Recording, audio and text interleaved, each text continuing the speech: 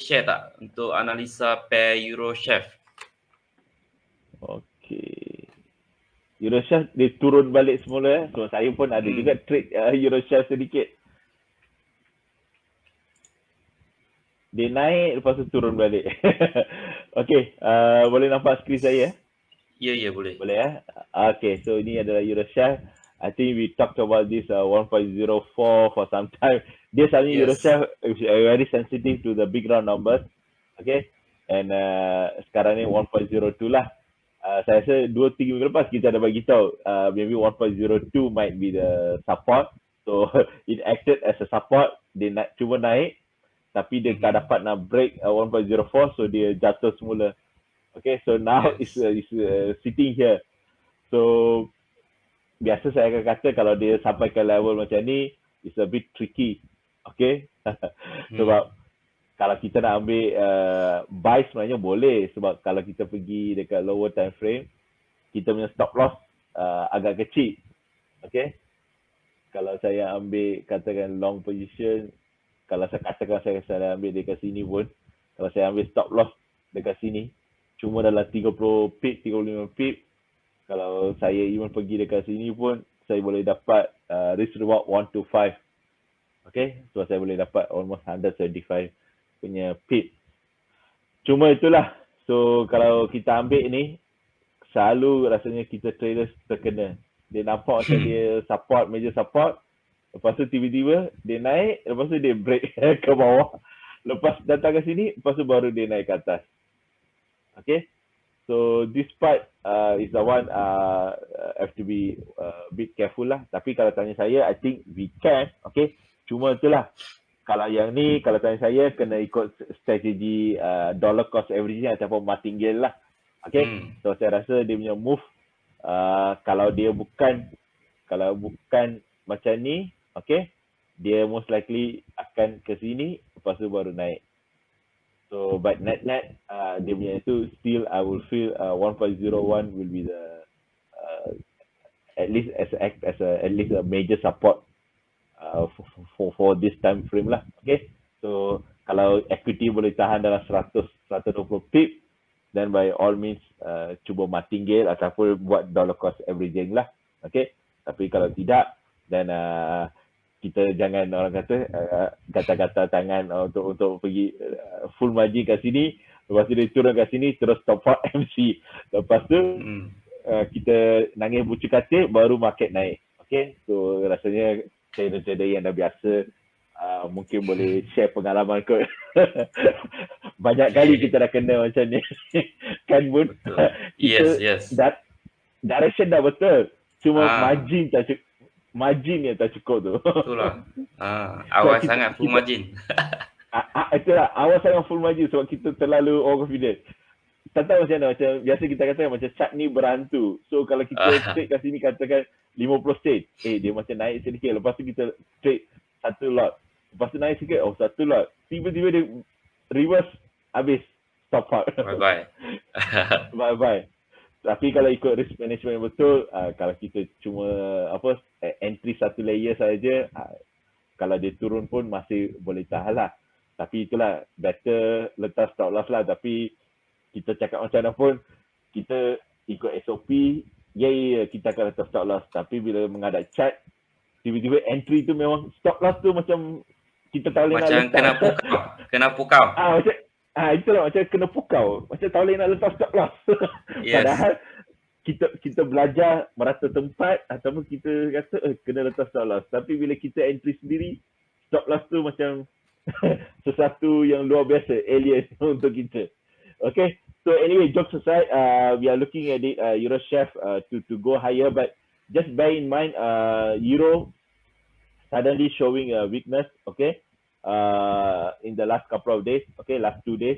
But before that, Euro actually due to the, I think dia hari tu rasanya ada CPI ataupun Euro ECB President ataupun they made a move, Euro orang kata started to cut down dia punya asset purchases etc. So that actually push Euro higher. But then in the last 2 days, Euro dia ada ni lah, ada satu statement rasanya it's not in favor, And second, I think Russia also kind of forcing European countries to buy Russia punya oil dengan gas in a rubber. So there's a bit of a conflict going on between Germany and Russia, and I think Italy, Mario Draghi, the previous ECB president, also directly called Vladimir Putin. How's the mechanism on all this? So dia menjadi sesuatu yang masih they don't know what is the procedure. So that's putting pressure on euro. So that's why I don't really recommend to buy at this point. Probably wait at somewhere dekat bawah dulu baru ni. Okay, sebab euro still will be a bit weaker. I'm expecting for next 1-2 weeks. Okay. Okay, Bun. Okey, baik. Terima kasih Cikgu Rashid. So itu analisa untuk pair EURCHF. Okey, seterusnya kita ada permintaan daripada Tuan Zu. Mohon view GBPJPY dan juga GBPUSD. Itulah, saya minggu lepas tunggu juga GBPUSD Zoe tak masuk. Tapi saya rasa kalau hari tu kalau Zoe masuk, rasanya dia dapat profit yang ni rasanya. Sebab hari tu kan kita kata dia akan at least kejap saya pergi dia ke smaller time frame. Sebab benda ni kita kata ada dua level at least expected to go up. Because saya pun trade GBPUSD. So saya kan kita kata dekat 1.33 kat sini. This will be the level dia akan at least akan attempt. Sebab masa tu rasanya kita analisa dekat somewhere kat sini. I remember saya kata dia akan at least pergi ke dua level. So I was also buying GU, okay? And then I exited dekat sini lah. So 1.33, then since then I was expecting the correction, tapi dia become a deeper correction, okay? So dia dah turun, okay? But right now still GBP USD looking like a more of a sideways punya ni lah. So I exited the GU already. Masa buy, and then bila sell tu saya dah exit dekat sini lah. Okay, so kat sini I'm just still waiting. But looking at the pattern ataupun looking at the current scenario, I think this probably will be the support zone for time being, because as I mentioned, US dollar will be weaker towards FOMC. Only towards the next FOMC we will see US dollar probably picking up, or unless the Ukraine-Russia crisis become a bit out of control, then US dollar will become. But at this point, if it's everything stays at this, we are looking at it, US dollar is on the weaker side towards FOMC in the next 3-4 weeks time. So with that, I would say probably GU will probably make one more attempt. Okay, but at this point, maybe it won't be orang kata a strong move. It will be a very orang kata this kind of a move slowly. Bukan macam hari tu dia straight naik and then straight naik. Bukan this. So I'm expecting slow move lah. Okay, macam ni. So this time maybe it might go a bit higher. Okay, probably mid 133.50. Okay, ataupun probably at most 34 lah. But I think this a bit farish at this point. So we target 133 to 133.50. Okay. Then if you see this kind of rejection, then exit. Okay. Then orang kata makan atas bawah lah. So buy and then try to sell. Sebab we probably expect this sideways move for 2-3 weeks lah untuk GU. Because there's no catalyst or no nothing. There's a big thing coming out to make GBP really strong. Neither US dollar too strong at this point. So I'm expecting a sideways move for next 2-3 weeks lah. Okay, so itu untuk GU. Kita tengok GBPJPY.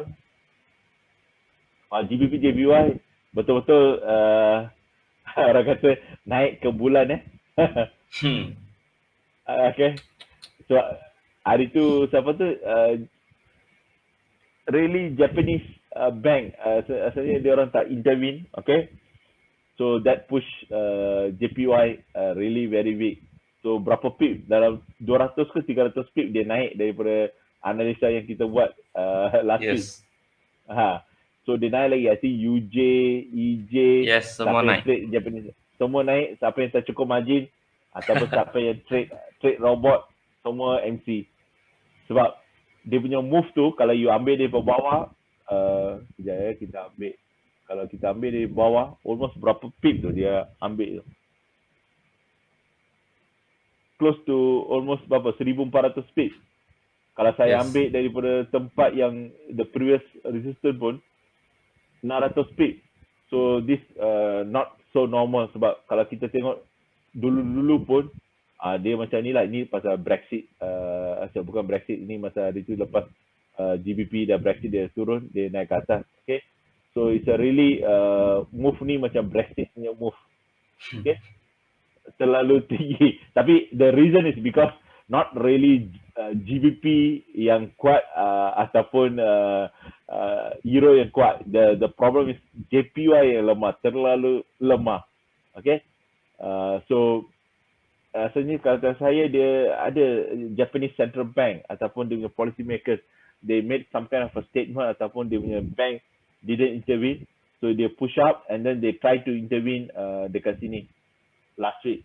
That's why we saw suddenly JPY return back. Then after that, the certain level I can't remember. Okay, then it reached. Then that's why we saw JPY also gave up dia punya strength.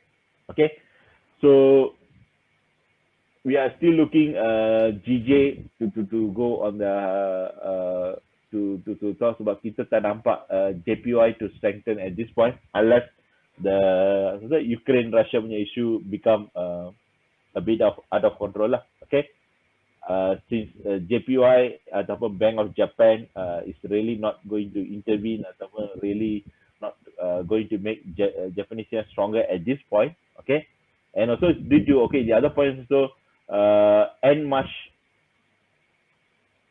okay, ataupun first quarter lah, is actually fiscal year closure for Japanese punya financial institution ataupun Japanese corporate companies. So there's a lot of flow out of back into Japan. So that's why we saw some move on JPUSD. Tapi lepas tu dia akan slow back lah, okay, in April. So with that, we actually looking at it, maybe GJ probably try to come back to around 162 ataupun 163 punya zone, okay, before probably kalau they find some kind of a supply ataupun sellers to come in, then we will see this move lah, okay. But the direction at this point, shorter time frame to orang kata ke atas lah, okay. Sebab JPY Bank of Japan is not intervening, so that's why you see UJ, GJ, EJ semua meroket ke bulan. Okay, ini pasal bank masuk campur ataupun dia tak masuk campur. That's why this move. Tapi kalau biasa on the normal retail trader ataupun just normal movement, then we will see this kind of a move a bit sideways, naik macam tu. Tapi pasal this move ni memang big bank ataupun di central bank yang intervene. Okay, so that's why very hard to predict. Dia macam gold hari tu tiba-tiba naik ke 2070 pasal ni kan, lepas tu turun $1. When big bank masuk, dia jadi macam ni lah. Tapi kalau big bank, central bank tak masuk, then we will see this kind of a movement lah. Sedikit naik, sedikit turun, naik, sedikit turun. This will be the orang kata correction ataupun normal trade ni.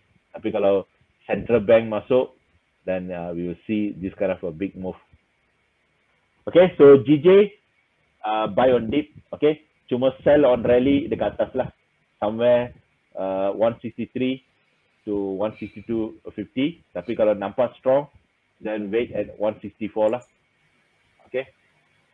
Then baru start sell sedikit lah. Okay, jangan full margin sebab GJ still ke atas sejak dia break up this resistance and also now is forming this base. Better don't sell. Okay. Okay, Okey, bud. baik. Terima kasih Cikgu Rashid. So itu analisa untuk pair GBP USD dan juga GJ.